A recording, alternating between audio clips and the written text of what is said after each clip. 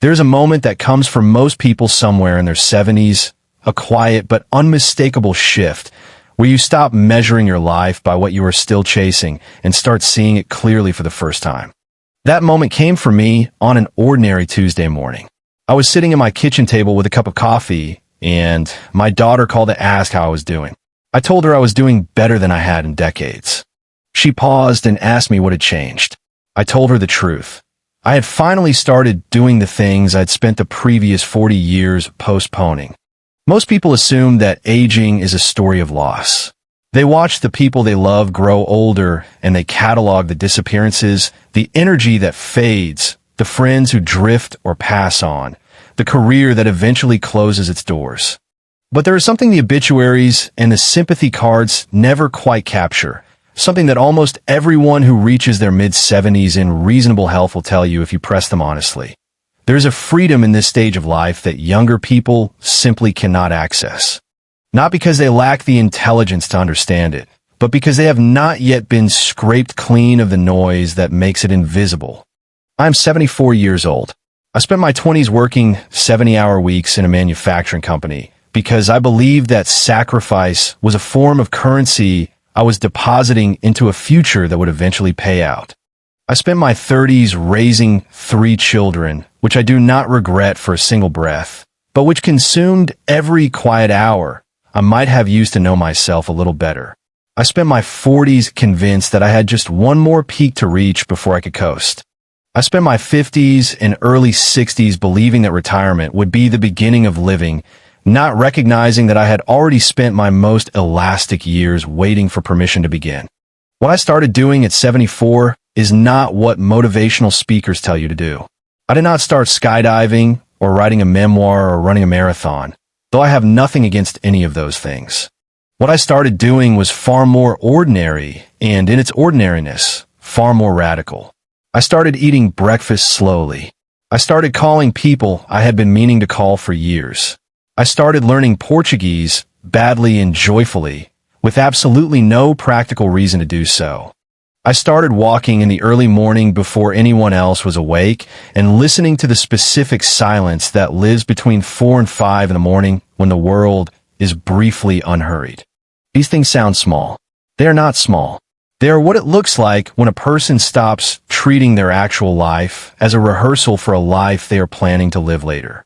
Research published in journals studying adult development consistently shows that people in their later decades report higher average levels of emotional well-being than people in their 40s and 50s, a finding so counterintuitive that psychologists who study it have taken to calling it the happiness paradox. The neuroscience suggests that older brains become more efficient at filtering out negative stimuli and prioritizing positive emotional experience. But the science, as useful as it is, misses the point slightly. It describes the condition without capturing the choice. What I want to tell you about is the choice. The first thing I finally started doing was having conversations that actually went somewhere. For most of my adult life, my conversations with other people were managed events. I was pleasant. I asked about children and vacations and how the house renovation was going. I stayed well away from anything that might create friction or require me to actually say what I believed. I was, in the language of my generation, polite. What I was not, I have come to understand, was present. There is enormous social pressure, particularly from men of my era, to treat conversation as a transaction. You exchange pleasantries and reassurances. You do not burden people. You do not make things uncomfortable. The result, across a life, is that you can move through decades of human interaction without ever really touching another person. I had friends I had known for 30 years who did not know what I was afraid of. I had a brother I spoke to every few weeks who did not know what I regretted.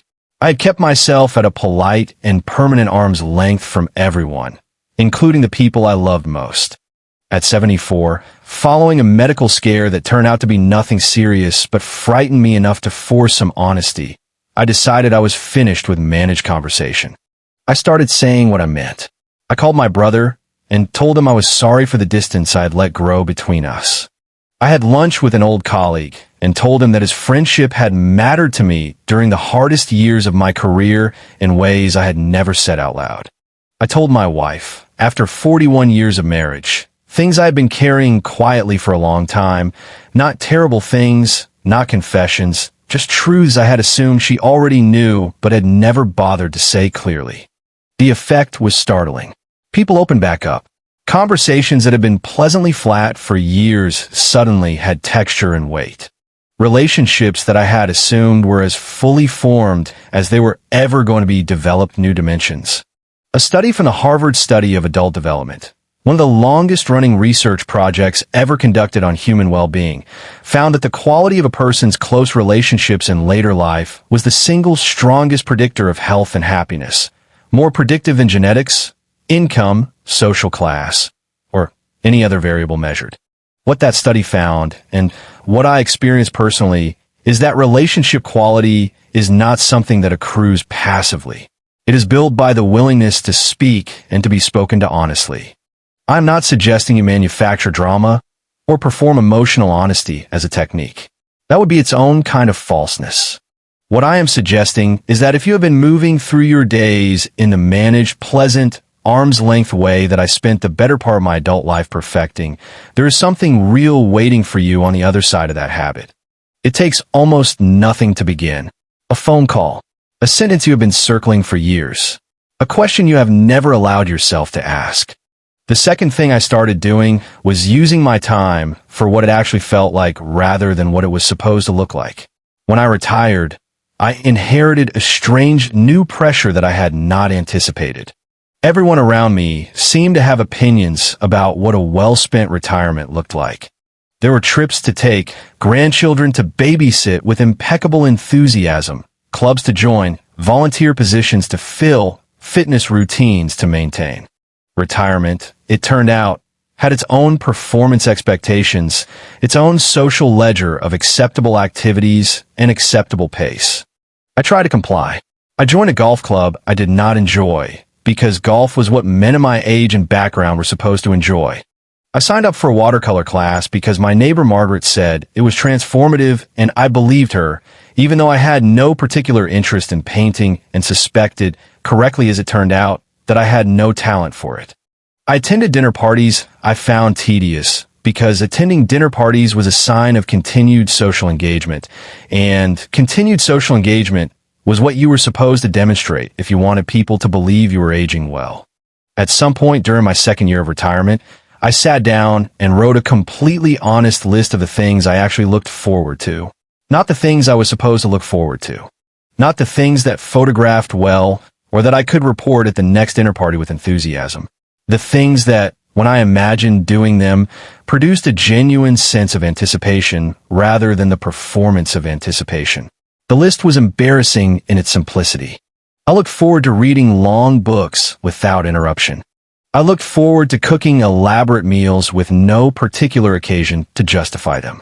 I looked forward to drives with no destination, the kind I had taken as a young man before efficiency became my primary value. I look forward to silence. Gerontologists who study what they call optimal aging have a term for the alignment between how a person spends their time and what actually restores them. They call it activity person fit. Research consistently finds that this alignment, rather than the sheer volume of activity or the social prestige of that activity, is what correlates with a sense of vitality and purpose in later life.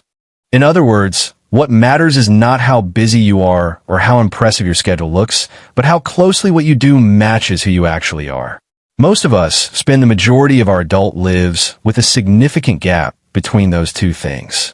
A cinematic, ultra-realistic portrait of a 74-year-old man sitting alone by a large window in a quiet morning home.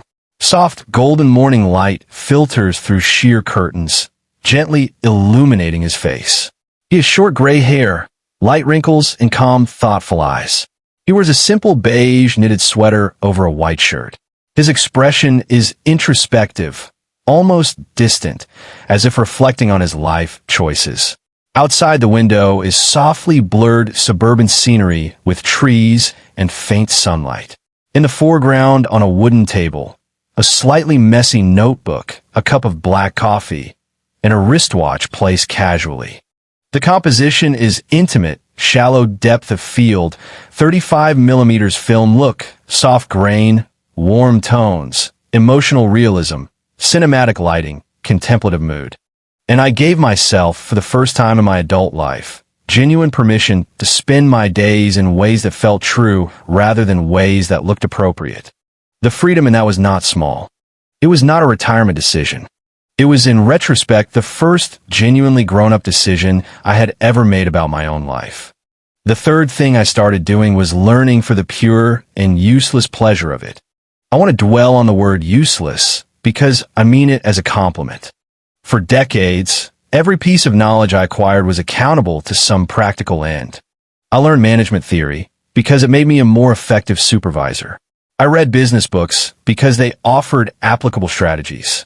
I studied the industry I worked in not out of love, but because competence had a cash value and incompetence had a penalty.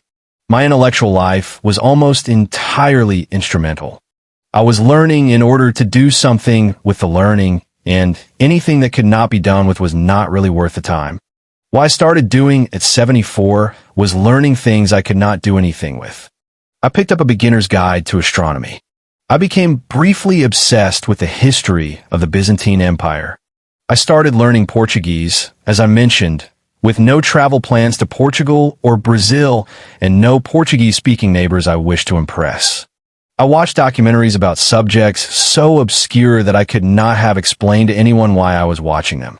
I read novels, not serious important novels that I could discuss intelligently at dinner parties, but novels I simply wanted to read, thick paperbacks with outrageous plots that I consumed in long, guilty sessions on weekend afternoons.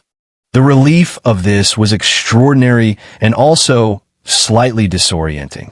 I had spent so long inside a life organized entirely around productivity that purely exploratory curiosity felt at first like a character flaw, like something I would eventually have to account for. It took months before I could read for pleasure without a small internal voice reminding me that this was time I could be using more productively. Neuroscientists studying the aging brain have found that cognitive engagement through novel learning, particularly learning that involves genuine curiosity rather than obligation, stimulates the growth of new neural connections and is associated with slower cognitive decline. The brain, even at 74, is not finished building itself. It responds to novelty with something that looks, biologically, very much like enthusiasm. But the research was not what made me keep going. What made me keep going was simpler than that. Learning things for the joy of learning them made me feel, for the first time in a very long time, like a person rather than a function. For 40 years, I have been a provider, a manager, a husband, a father, a useful and reliable component in various systems that depended on my reliability. All of those roles mattered, and I am not dismissing them. But inside each of those roles, there is not much room for the kind of open-ended wondering that children do naturally and that gets slowly educated out of us as we grow into our responsibilities. If you are younger than I am and reading this, I want to say something plainly. Do not wait until you're 74 to learn something useless. The useless things, the ones with no career application and no networking value and no place on a resume, are often the things that most fully restore you to yourself. They are how you stay in contact with the person you were before the world organized you into something efficient. The last thing I started doing, and the one that surprised me most, was asking for help. This may seem like a small thing. It is not a small thing. Not for a man of my generation, who was raised to believe that self-sufficiency was a virtue so central to personal identity that admitting you needed anything from anyone felt like a confession of structural weakness. Not for someone who had spent 4 decades in professional environments where asking for help was carefully managed because it signaled limitation and limitation signaled expendability. I had developed, over the course of my adult life, a sophisticated system for not asking for help. I would figure things out alone, take longer than necessary, experience considerable private frustration, occasionally fail at things I would have succeeded at with assistance, and do all of this while presenting a surface of competent self-direction to everyone around me. The cost of this system was enormous. Not just in the wasted time and unnecessary difficulty, but in what it did to my relationships. When you never ask anyone for anything, you deprive them of the chance to give. And giving, as decades of psychological research on what is called the helper's high consistently shows, is one of the most reliable sources of human well-being. My determined self-sufficiency was, without my realizing it, a form of withholding. At 74, after my hip surgery, I had no choice but to ask for help. I could not drive for 6 weeks. I needed assistance with things that had been effortlessly within my capacity my entire adult life. The first few days I experienced this as pure humiliation. By the second week, something had shifted. My children came by more than they ever had.